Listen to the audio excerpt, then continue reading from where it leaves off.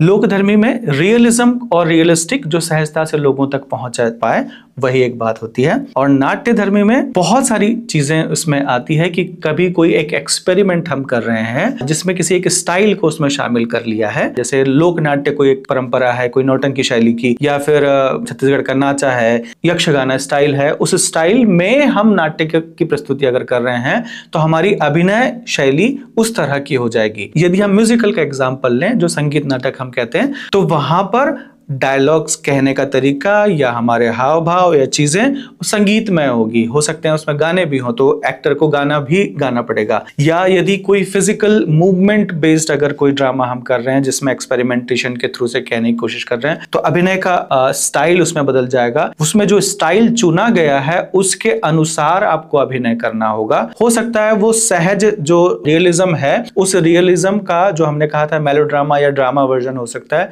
और उसके हिसाब से भी एक क्रिएटिव वर्जन आप सोच सकते हैं कि जो लोगों ने शायद इमेजिन नहीं किया हो कि इसको इस रूप में भी प्रस्तुत किया जा सकता है। वो एक नई ही चीज हो सकती है। ऑफ कोर्स आपके जीवन के अनुभव, निर्देशक के जीवन के अनुभव और उन सब का ही एक नया रूप वो निकल करके आएगा। ये एक नाट्यधर्मी की श्रेणी में हम उसको रख सकते हैं। इसमें सारा एक्सपेरिमेंटेशन वाले जितने भी फॉर्म्स हैं हम उसमें शामिल कर सकते हैं।